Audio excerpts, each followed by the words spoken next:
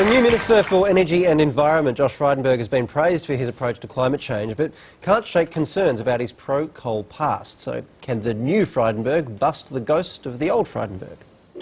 Meet Josh Frydenberg, Australia's Environment Minister. Josh accepts climate science, says we need to reduce emissions and supports renewable energy to replace declining demand for coal. It's obviously important that the Minister for the Environment accepts the climate science. We welcome that. We welcome the fact that he recognises we've got a transition here with coal in decline, and most importantly, that this is about net zero emissions. Now meet Josh Frydenberg, Australia's Energy Minister. Known as Mr Coal, Josh supported Tony Abbott's boast that coal is good for humanity and claimed demand for coal was rising. There have been some statements which have worried many. The real test, though, is what he does now. The environment and energy portfolios were combined for the first time last week. We took a decision over the course of the last summer to merge climate change and energy policy. And we're glad to see that the government has copied us in doing this. Josh Frydenberg's biggest problem is that he has a legacy from Greg Hunt and Tony Abbott. Luckily for Josh, half his job's already finished thanks to the world's best minister, Greg Hunt, who left the environment portfolio declaring his work was done. I feel as if my work is done. Please welcome the Environment Minister, Josh Frydenberg. Sorry. And please welcome the Energy Minister, Josh Frydenberg. Now, Minister, thank you for coming in. But before we get started, we've had a bit of trouble with politicians in the past. They tend to waffle a bit. So we're introducing tonight a waffle alert. Oh, goodness. Okay, so if you start to go on too much, we've chosen a random audience member. Her name is Cindy. Okay. Yes.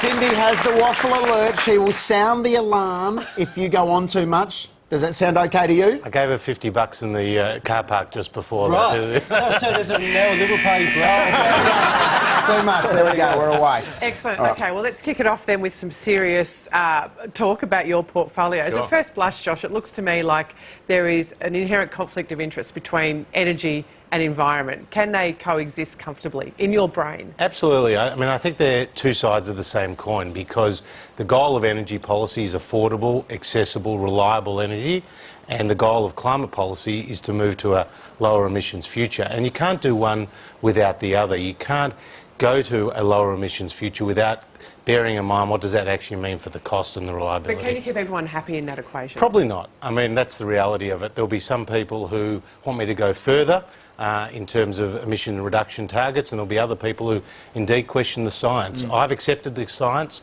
My job is now to work out the best, most effective mechanisms to reduce emissions, because we have ambitious targets that we agreed at Paris along with 190 other countries, and we're really committed to renewable energy as well. Cindy is clearly a big fan.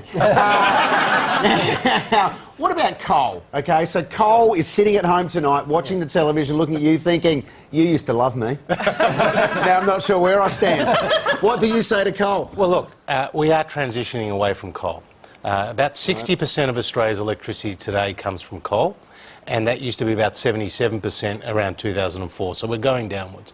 And in the last 5 years, 8 out of the 12 most emission-intensive power generations in Australia, which are all coal-fired power generation, have closed. Someone get cold chocolates quick.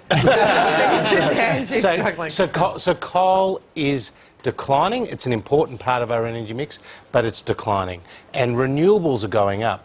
And that's really exciting, because there's a whole lot of changes in technology, particularly battery technology, which means that wind and solar can now be stored to be used through the night when the sun's not shining. So this is or the wind's not amazing to blowing. hear you say, right? Yeah. Because people have been screaming this exact thing for years.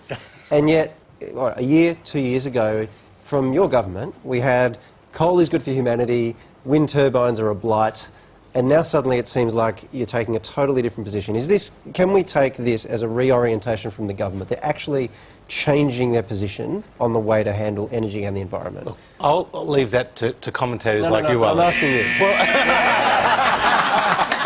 Good call, Cindy. It's Family Feud, isn't it? No. Look, the reality is we've got these ambitious Paris targets, and we need to meet them, and one way to do that is through renewable energy. To change the position that you had before? Well, I'm just saying I accept that the transition's occurring. It's my responsibility, Waleed, to try to ensure that that transition is as smooth as possible because, let's face it, your listeners and viewers at home don't want higher electricity prices, but they also want us to reduce our emissions. And there's a lot of complex factors at play there which I need to work out, particularly in agreement with the states. Let's talk Ruddy. You talked to Ruddy at Cabinet today. Using only the fingers on one hand, how many people were in support of Ruddy's bid to leave the UN? Well, I'm carrying. Well, there's one. Look, the reality is the Cabinet has very strict confidentiality. The PM would be watching tonight and he'd say, Josh, be careful with your words. I saw one finger. So it's going to be a captain's call, yeah? Because I thought we'd moved away from captain's call. It's going to be a captain's call, though, yeah? No. Look, I we think had... this is a hospital pass. As opposed to a captain's call. We did have a lengthy discussion, but I'll leave it to the Prime Minister to announce the outcomes out of that. All right, Josh, weird one for you. Bob Katter, what's his first name? Oh, Bob? Apparently not. Just for a level, can I get the full name and title? Yes, Samantha Bob Katter. We had no idea. Did you know? I didn't know that he had those different names. You guys need to talk to the crossbench a lot more. All right, would you please thank Josh Frydenberg? And a big thank you to Cindy as well. After the break, Tommy Little goes behind